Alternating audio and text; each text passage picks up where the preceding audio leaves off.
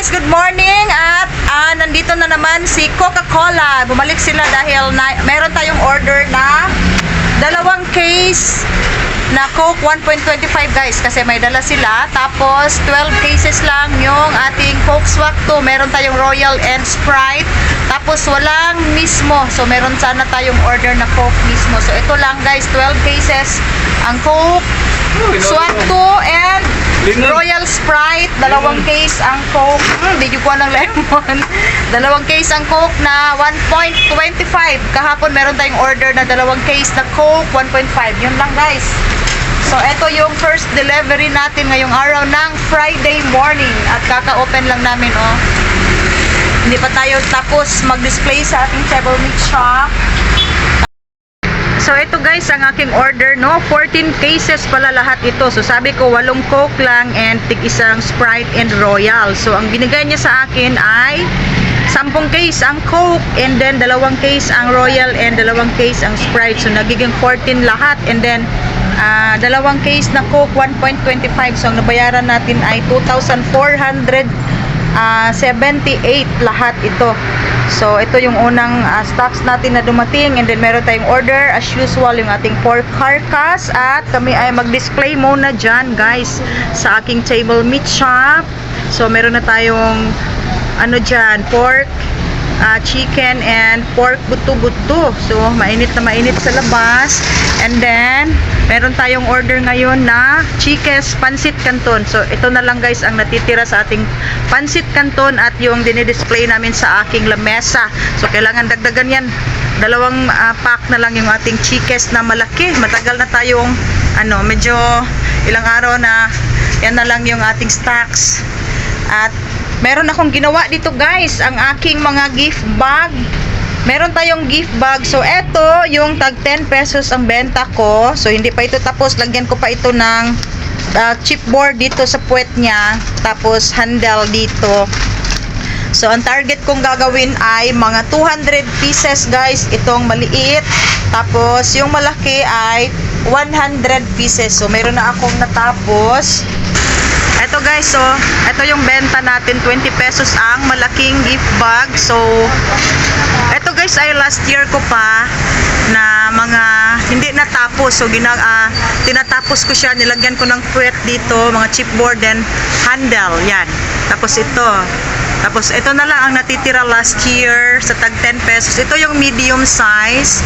So, yan guys. Oh, matibay talaga ito dahil makapal yung chipboard na nilalagay ko sa puwet niya.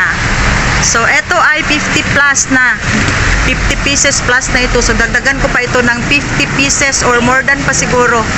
Yan. Malakas ito pag December dahil malapit na ang mga party sa mga eskwelahan. At ito yung hindi ko pa na-fold. Ito guys, marami pa ito pag maano natin, makat. Dahil yung isang wrapper ay 2 piraso ang ating magagawa sa tag 10 pesos. Ganito kalaki. Tapos yung 20 pesos, isang gift wrap talaga. And then meron akong dinala sa bahay na iiwan ko pa. Okay, at ito ay ipo-fold ko, lagyan ng chipboard yung puwet niya para matibay ang puwetan niya. Tapos lalagyan natin ng cord para handle. Okay, nandito na ang ating Coke 1.5. Welcome to my vlog. Okay na, Olay Bio? Olay Bio na. So guys, meron tayong 3 case na Coke. So, 2 case ang Coke 1.5, isa ang Sprite. Ang Royal din, ako kumukuha ng Royal usa. Unyara nagday kalinturahon. Okay guys, ito yung ating ang Coke. Dumating na si Coke, dumating na si Virginia. So, ang hindi pa dumating ay ang aking pork carcass. Hello guys, as usual, pag araw ng Thursday ay meron na naman tayong delivery ng mga Virginia hotdog. At ito ang order natin guys, worth 5,347. So, 20 packs lang yung ating Virginia 250 kasi sa Monday ay babalik na naman sila dito, magrota na naman sila. And ito yung ating palm oil. So ang 200 grams guys ay 20 pesos ito. Ito yung 20 pesos natin. Meron tayong 1/2 and 1 kilo. Tapos meron pa tayong tag 20 dyan. Okay, at yung coconut ay sineseparate ko, baka magkahalo sila. So ito yung ating coconut oil. Nag-repack ako kahapon and then nag-repack din ako kanina. So meron tayong 1/4. Ito guys, 1/4 kilo talaga ito. So ang benta ko ay 33 ang 1/4, 125 ang 1 kilo. So ito lang guys. Tapos marami tayong Coco Mama galing sa Sersum. Half case yan siya guys. And then sa wakas meron na tayong Coco Mama na malaki pero mahal na siya, 66.10 ang kapital natin, no? Nakabili ako sa NCCC nung isang araw. Okay, mga sis, sorry na may sari-sari store. So, ito na ang aking dalawang bundle na Chique's Pancit Canton. So, ito guys ay 150 grams. Ito guys, so 150 grams. Ito ay binutasan ng daga at ito ang kagandahan pag direct tayo sa panel dahil yung mga BO natin ay pwedeng palitan, no?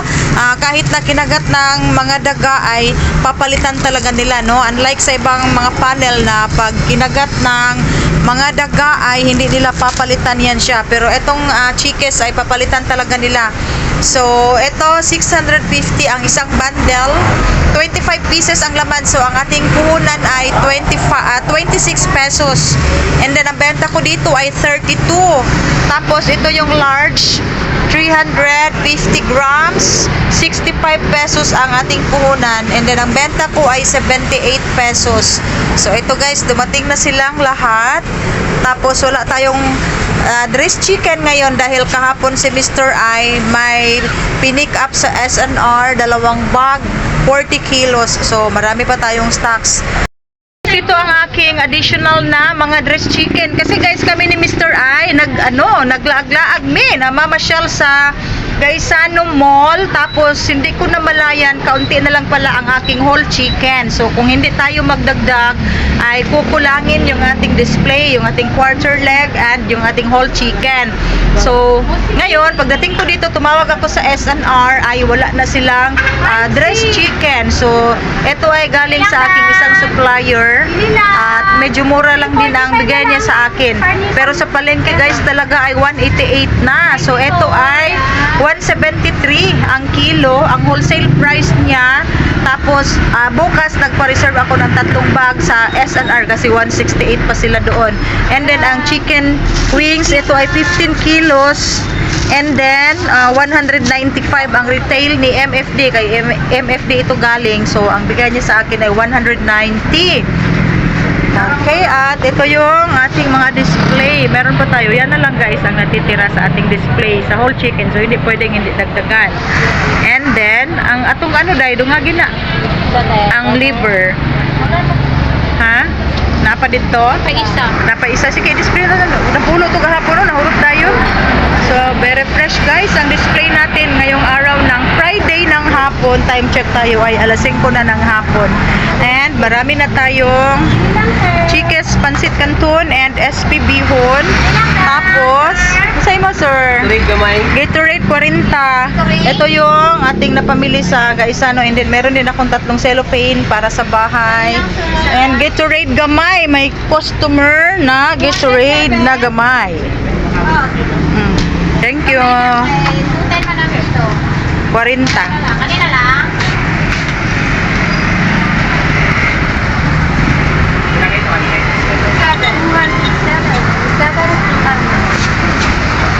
Gwapa kayo itong pata? Oo. Whole chicken na day? Pila tabi nyo 210? Okay, sige. Thank you dong ha. So pila? Risiko lagi. Nawi ice. Pila day? 1,000.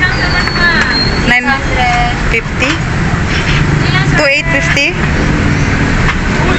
2,814. Naku, ang risiko, uy. 14.8. Yan na pag ice. Ako kay nagresiko dong ba? Wala na ice. Ha? Wala na ice. Pag-packing lang niyo. Pag may packing. Diba nagtubig, oy? Hi, Badayda! Ayan ko na. Buka niya ba? Na ikaw na nang-display di Hawi. Sila ko.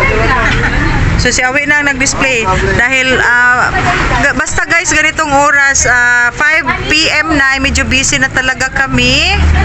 Tapos may customer tayo. Ay 5 na lang, tagay siya 5. So guys, busy na talaga basta ganitong oras. And then si Mr. ay inutusan ko guys dahil kami ay galing sa Gaisano Mall at meron kaming kaunting pinamili dito guys, oh yung ating pinamili mga sito at gusto ko lang mag-unwind, so pumunta kami saglit sa and then merong kaunting kulang, so nagkuha tayo ng mga ketchup and merong silang ang Bear Brand ay naka-promo ito guys, oh less 15 pesos, nagkuha ako ng 2 lang, and then mga Chucky and Virgo na bagoong alamang, tapos dito yung mga Del Monte na tomato sauce, mga ketchup at saka itong Mafran and 500 ml na C2. Tapos meron na tayong isang bundle na ispibihon, yan guys, oh. Tapos na-display na natin yung mga chikis pancit canton, so punong-puno na dito, and then ilalagay pa natin ang ating SP dyan, yung mga overstock natin. Okay. At ito yung 15 kilos na wings. And then ang laki ng reseko niya. So doon tayo nagbe-base sa timbang niya na nire-reweigh namin dito. So medyo malaki yung reseko niya, kaya natagalan tayo bago magbayad. And then ito yung ating mga sinamak na suka. Meron tayong dayok junior. Nasa junior. Ito ay junior and senior lapad. So guys, ito ang aking boneless bangus and ito ang aking chicken feet. Wow, ang ganda ng chicken feet. And fresh na fresh ang aking pirna. Pork pirna. 295 ang kilo. Tapos ang ating pork belly. Then ito yung ating nag-display na mag-wings. Ito yung wings. Ang ating breast chicken medyo mahal ngayon. So quarter leg, yung mga hotdog natin. And nandito na pala yung aking additional order na whole chicken, yun guys. So ganun kami dito pag hapon na, medyo busy. Ay, kambihin sa Ate Maris. Kambihin na.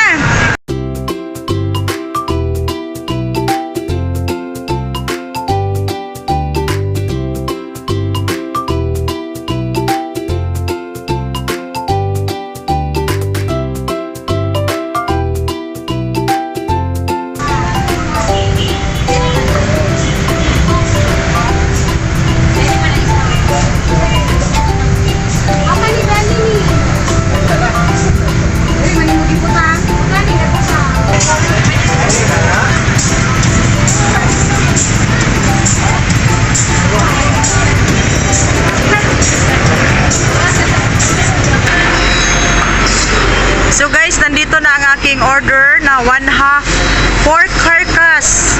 At maagang maaga si Chubbs ngayon at ang laki ng van niya. Diretso lang dito.